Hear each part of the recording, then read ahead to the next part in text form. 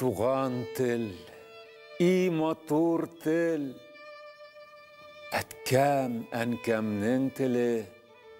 Дүнияда күп нәрсә білдім, син туған тіл арқылы. Иңлек бу тіл белән әнкәм бишектә көйләгән, аннары төннәр буе әпкәм хикәят сөйләгән.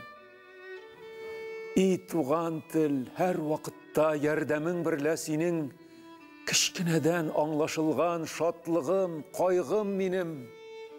И туған тіл, синдә булган иңлек кыйлган дугам, ярлы кагыл дип үзем һәм әткәм, әнкәмне ходам.